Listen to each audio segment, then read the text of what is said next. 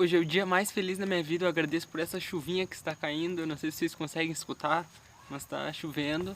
E vamos estudar hoje, continuar, né, o livro dos Espíritos, falando sobre as características de um homem de bem, um homem e uma mulher de bem, né? Por que sinais pode-se reconhecer num homem o progresso real que deve elevar seu espírito na hierarquia, né, na hierarquia da evolução?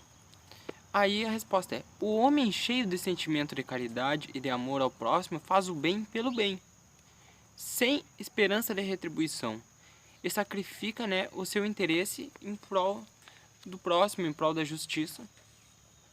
Ele é bom, humano e benevolente para com todos, porque vê irmãos em todos os homens, sem exceção de raça nem de crença. Se Deus lhe deu o poder e a riqueza, olha essas coisas como um depósito, do qual deve fazer um bom uso, sem se envaidecer, porque sabe que Deus os deu e pode retirar a qualquer momento. Mesmo pouco que você tem pode ser tirado. Então a gente tem que ser grato pelo que a gente tem, porque nada é nosso. Tudo é um empréstimo. Às vezes a gente vive a vida toda pensando que eu preciso comprar uma casa, preciso juntar dinheiro. Mas tem muitas pessoas, a gente sabe, que vivem pela caridade. Eu conheci pessoas assim, que Deus conseguiu prover para aquela pessoa, mesmo se ela não ter conseguido. Eu vou dar um exemplo. Uma senhora lá que morava lá na rua da minha avó, ela é uma pessoa muito boa, né? Ela é católica e, assim, dessas praticantes, sempre ajudava o pessoal, recolhia roupa, dava roupa, sempre estava ajudando, praticando a caridade, né? Vivenciando o cristianismo de verdade. E ela é uma pessoa pobre, que viveu assim, não tinha condição de pagar uma casa, mas ela, toda a vida ele teve a casa dela lá. Só depois que ela morreu que eu fui descobrir que na verdade aquela casa foi alguém que, por gratidão a ela, comprou a casa e deixou ela morar por todos os anos. Então ela viveu, sei lá, não sei quantos anos, 30, 40 anos na casa. Não era necessariamente dela, não estava no papel, mas ela usufruiu como se fosse dela, tanto que eu achava que era dela, entendeu? Então muitas vezes a gente pensa assim, eu tenho que comprar minha casa, ou então às vezes a gente, né, pensa, não, isso aqui é meu e ninguém tira, ou não sei o que e tal, mas tudo é um empréstimo, mesmo que esteja no teu nome, ou que não esteja no teu nome. Tudo é um empréstimo. A qualquer momento pode ser tirado e a gente não pode ficar pegado, né, nesses bens materiais. É difícil. Mas, então a gente tem que pensar nisso. Está falando sobre as características do homem de bem. Ele deve perdoar, né? Ele deve ser indulgente com a fraqueza dos outros. Respeita nos seus semelhantes todos os seus direitos, decorrentes das leis da natureza, como gostaria que respeitasse o seu, né? Eu vi num grupo espírita também e queria fazer essa comentar isso, porque teve uma pessoa que é homossexual e ela comentou que o espiritismo não acolheu ela e etc, e muitas pessoas. E eu venho aqui dizer também, pedir desculpa em nome da nossa religião, né, que a gente tenta ser espírita, em nome de, às vezes a pessoa foi no lugar, não foi bem recebida. Mas volto a dizer, não é o espiritismo que às vezes desacolhe alguém ou etc, né? Mas são as pessoas. Às vezes você vai no centro espírita e tem pessoas que não estão preparadas, né? O ideal era a gente falar, não, todos espíritas são, mas não é verdade. Assim como na igreja católica há padres que se envolveram com crimes, né, pedofilia, aí você pode falar todos os padres são, não. Aí você pode falar também, tem pastores que se envolveram com corrupção.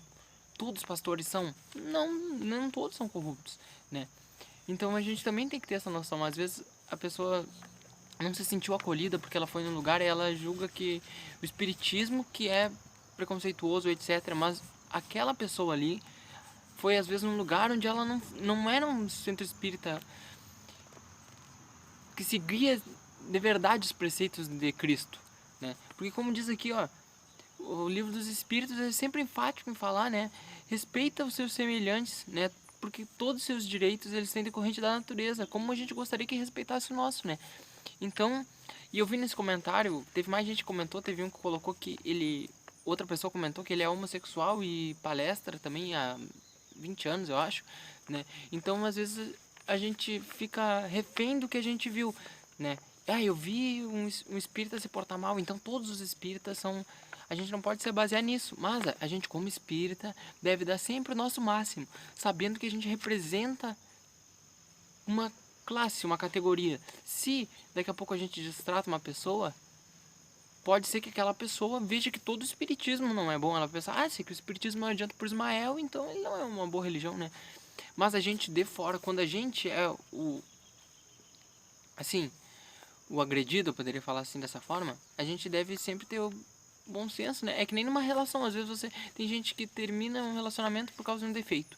Aí procura outra pessoa e aquela pessoa não tem aquele defeito, mas aí ela tem outro defeito. Aí a pessoa termina e vai em busca de outra pessoa e outra pessoa, e você nunca vai encontrar alguém perfeito, assim como nunca vai encontrar uma religião onde as pessoas que estejam lá sempre vai ter algum problema, né? Às vezes você está no centro espírita e muitas pessoas saem porque aconteceu alguma fofoca, alguma coisa.